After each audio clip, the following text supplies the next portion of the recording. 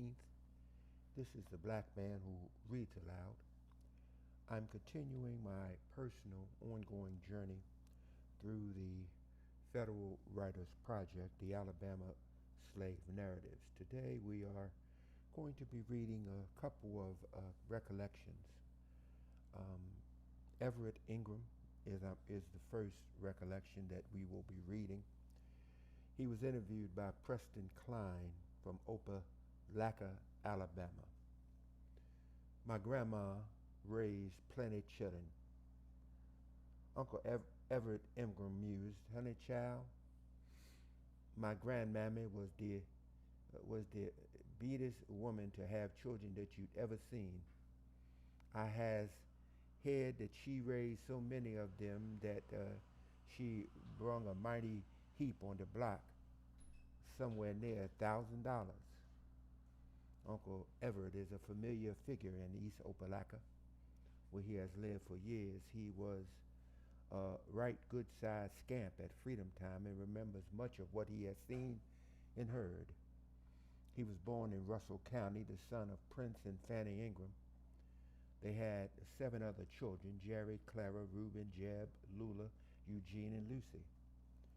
Everett says of his life, "Our house in this slave settlement was made of logs and had one room. It was a mud and stick chimney, a plank floor, and a boxed up bed with one leg at the foot. The mattress stuffed with shucks and straw. My grandpappy, Prince Walden, and Lucy, his wife, come from Russell County, and they belonged to the Covingtons. Later they were sold to Dr. Walden at Uchi. When they come up to Uchi County, was full of Indians. My grandpappy used to drink liquor with them, but my grandma, she was scared and run away to Columbus, Georgia. On her way there, my mammy was born in the woods.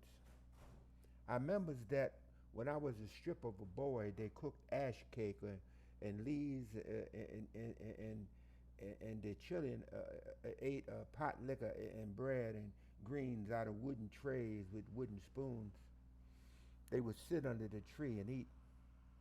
Each family had their own bowl, and us had a plenty too.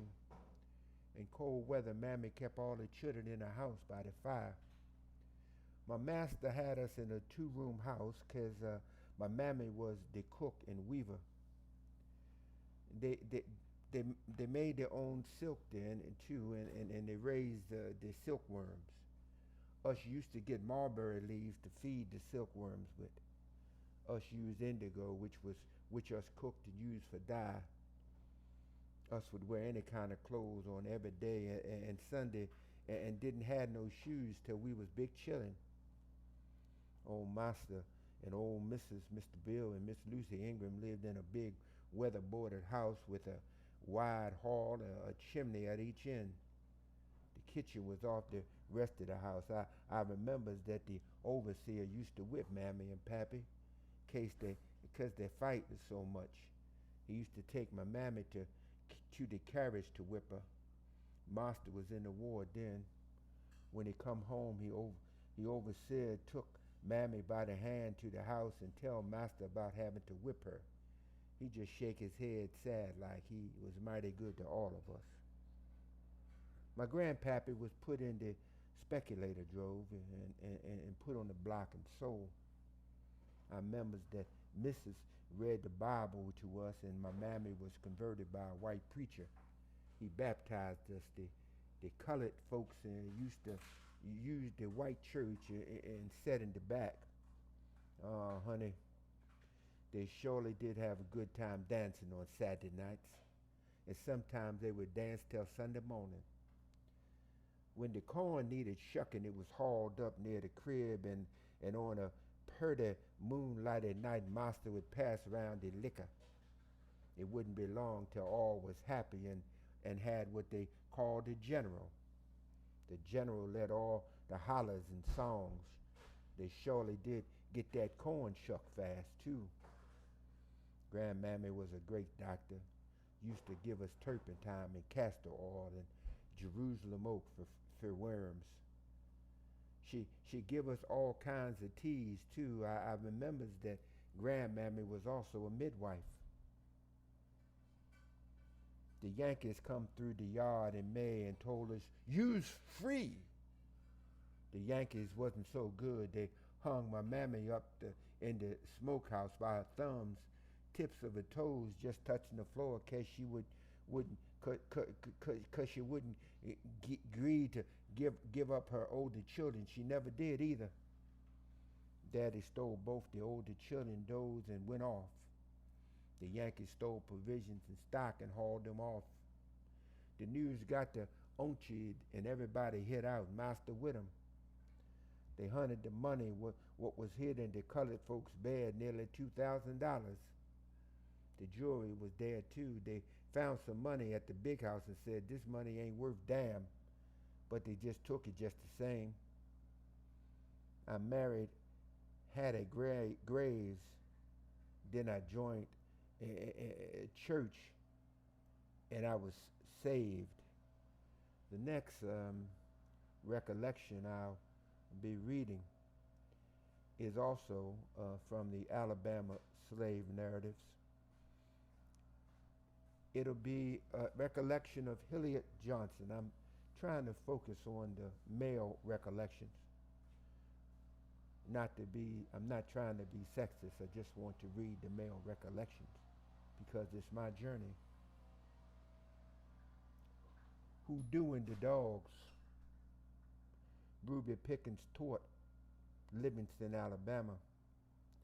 Uncle Hilliard Johnson and his wife Callie live on the Johnson place about 3.5 miles from Livingston, Alabama, the same place Hilliard was brought as an infant of 2 in slavery days. He and Callie tend their little patch of ground and they own a mule.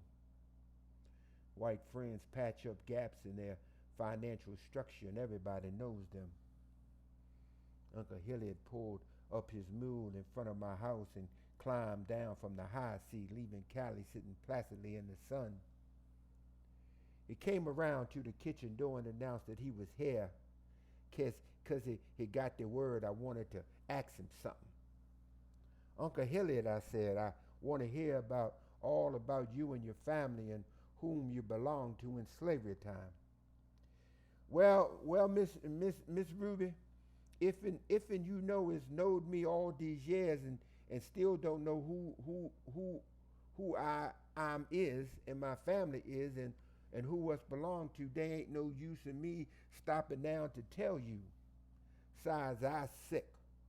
I've been to the hospital in York, Dr. Hills, and he wants to operate. I'm scared of the knife, and I ain't got no money neither. I ain't eating nothing but tomato soup. Them sure is nice ones you got there on the shelf, and oyster soup and rice soup and all like that. Can't eat no rough victuals like collards. I ain't getting on well at all. But I'll oblige you in a while. I was thinking other day about you and them old spiritual hymns I leads out to Mount Ingram. You've got, "Oh Lord, I'm waiting on you," ain't you? I knows that you had that bout. I can't do nothing until you come. Sure can't. Well, here's one you ain't got, cause it's a really old special. My grandma used to sing, "I'm sort of hoarse today, but it go. Just carry me and bury me. I'll raise at the morning day. Just carry me and bury me. I'll raise at the morning day." Now, that's just the chorus, and the verse say, "When I was in my worldly ways, nobody had nothing to say. Now I'm riding the pale white horse, and everybody's got something to say." Then the chorus again, and it's a pretty one, shows you brawn. I mentioned the figure of speech, pale white horse, but he don't know nothing about no figures. And another one there is so many. Let me see. Here's one, but I just can't call to mind a heap of verses. Trouble here and there's trouble there. I really do believe there's trouble everywhere. Swing low, chariot, I'm gone home. Swing low, chariot, I'm going home. Then it goes on and tells you about the Mona says, oh, there's a Mona here, there's a Mona there. I really do believe there's a Mona everywhere. Swing low, chariot, I grown home. Swing low, chariot, I'm grown home. Oh, there's a sinner here, there's a sinner there. I really do believe there's a sinner everywhere. Swing low, chariot, I grown home. Swing low, chariot, I grown home. Oh, there's a Christone here and there's a Christone there. I really do believe there's a Christone everywhere. Swing low, chariot, I gone home. Swing low, chariot, I gone home. Then there's a heap of them to that song, like a deacon and a member and a prayer and a singer.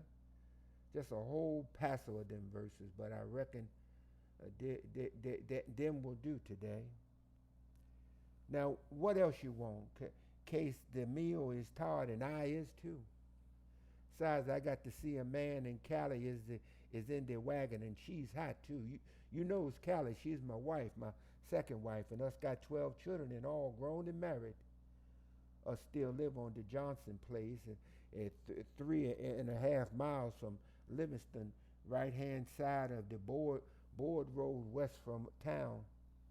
Us belong to Miss Ella Johnson. She was us young mistress, and Mr.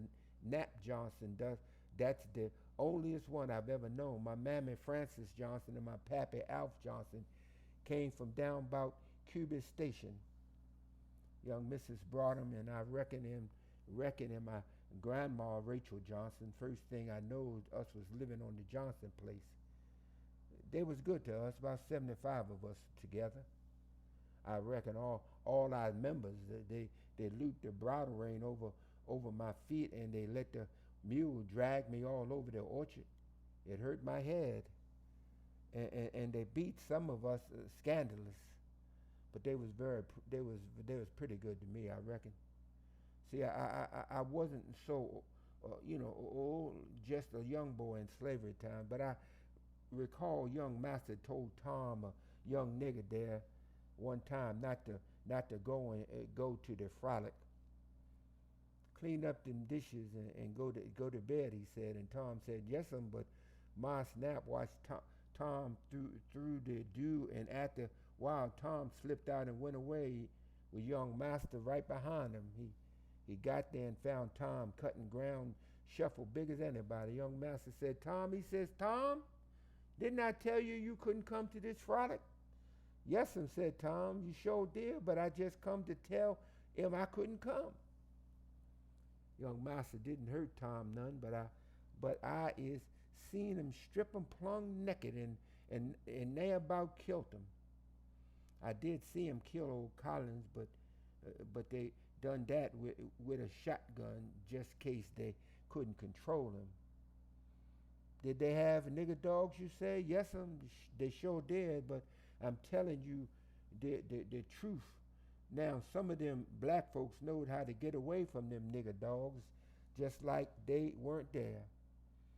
Mr. Joe Patton, you know Mr. Joe Patton, don't you? Well, young Mr. Joe I was talking about was over there in town, and he used to be the sheriff. Well, in his day, he done seen a nigger hoodoo them dogs, case they had nigger dogs after surrender too. I can tell you what I seen. But what they done now, I don't know. I couldn't tell you that. But it was a fair day, fair that 'tis now, and they shot them dogs, sent them dogs on that nigger, and before you knowed it, that nigger done left there and had them dogs treeing a naked tree. 'Twas nobody there. They calls it hoodooing the dogs.